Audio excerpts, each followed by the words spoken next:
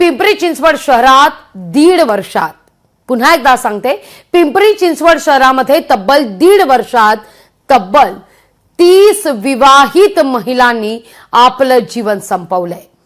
250 महिलांनी सासरच्या मंडळींवर कौटुंबिक छळ, हुंडाबळी आणि मानसिक त्रास देत असल्याचे आरोप केलेले आहेत।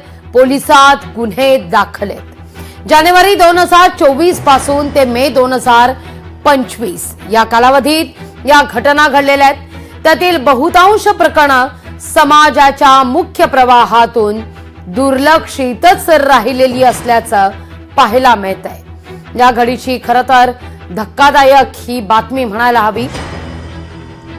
या सगळ्याविषयी अधिक माहिती घेतोय आपले प्रतिनिधी सुशांत डुमरे यांच्याकडून। सुशांत, अतिशय धक्कादायक हे वास्तव समोर येत आहे। नक्कीच अतिशय धक्कादायक वास्तव पिंपरी चिंचवड शहरामधून समोर येत आहे। 30 विवाहित महिलांनी आपलं जीवन संपवल्याची देखील धक्कादायक माहिती समोर येते। याचं कारण म्हणजे सासरच्या मंडळीकडून होणारा त्रास आणि मानसिक छळ। याच्यामुळे ह्या 30 विवाहित महिलांनी गेल्या वर्षभरामध्ये ह्या 30 विवाहित महिलांनी आपलं जीवन संपवल्याची माहिती समोर येते। अनेक कारणं या तक्रारीमध्ये देखील आलेली आहेत, जसं की मानसिक छळ, हुंडाबळी आणि पतीकडनं देखील वारंवार त्रास होतोय, पैशाची मागणी होते। त्यामुळं ह्या विवाहित महिलांनी आपलं जीवन संपवलेलं आहे आणि 250 पेक्षा जास्त अधिक महिलांनी देखील सासरच्या मंडळींवरती गुन्हा देखील दाखल केलेला आहे, त्यांच्या विरोधात तक्रार केलेली आहे। त्यामुळे आता वैष्णवी आगवणे हिच्या मृत्यू प्रकरणानंतर अनेक प्रकरणं आता हे समोर येऊ लागलेले आहेत।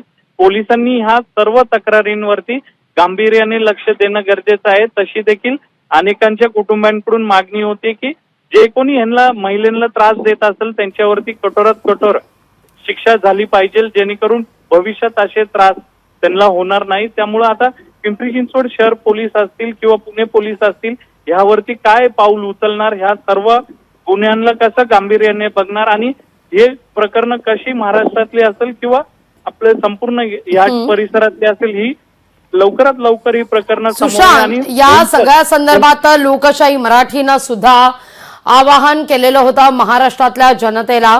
तुम्हाला जर अशा प्रकारे जर काही त्रास होत असेल तर आपला संपर्क क्रमांक सुद्धा आपण दिलेला होता, ज्यावर तुम्ही संपर्क साधू शकता असं म्हटलेलं होतं आपण। त्याला देखील मोठ्या प्रमाणावर प्रतिसाद मिळताना दिसतोय। अर्थात ही सगळी माहिती ही गोपनीय ठेवली जाईल, ओळख गोपनीय ही ठेवली जाणार आहे असं देखील आपण आश्वस्त केलेलं आहे आणि त्याला प्रतिसाद पण मिळतोय। पण सगळ्यात महत्त्वाचं म्हणजे पुरोगामी महाराष्ट्रात अद्यापही असे प्रकार घडणं, एकीकडे महाराष्ट्रात स्त्रीला एक देवीचा खरं तर अवतार मानला जातो, ती सरस्वती आहे, ती लक्ष्मी आहे, प्रसंगी ती होणारी माँ दुर्गा सुद्धा आहे। अशा या सगळ्या परिस्थितीमध्ये एक महिलेकडे पाहण्याचा दृष्टिकोन मात्र या पुरोगामी महाराष्ट्रात सुद्धा जर असा असेल तर मात्र कुठंतरी आता या सगळ्यावर गंभीर पावलं सरकारच्या वतीनं सुद्धा आणि सामाजिक अभिसरण होण्याच्या दृष्टीनं सुद्धा उचलणं नितांत गरजेचं आहे। सुशांत, नक्कीच महाराष्ट्रात जे काय घटना घडतात ते अतिशय गंभीर आहेत। सुरुवातीला त्यांचं ज्या वेळेस लग्न होतं लक्ष्मी म्हणून त्यांना घरी आणलं जातं आणि त्यानंतर काही महिन्यांनंतर किंवा वर्षांनंतर त्यांचा मानसिक छळ केला जातो।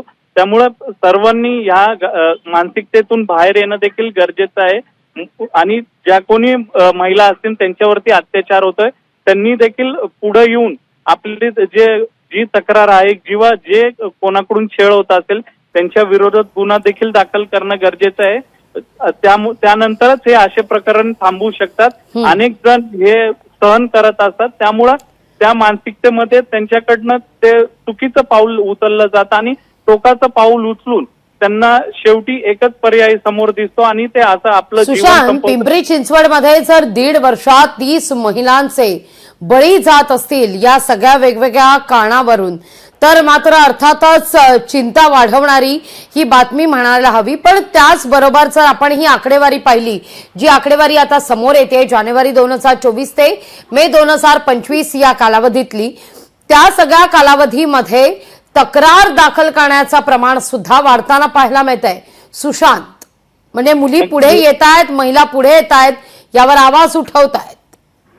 नक्कीच हे संपूर्ण पिंपरी चिंचवड शहर पोलीस आयुक्तालय ह्या मधल्या या सर्व तक्रारी आहेत आणि महिलांनी देखील 250 पेक्षा जास्त तक्रारी पोलिसांकडे या 2024 पासून ते 2025 मे पर्यंत म्हणजे या महिन्यापर्यंत आलेले आहेत.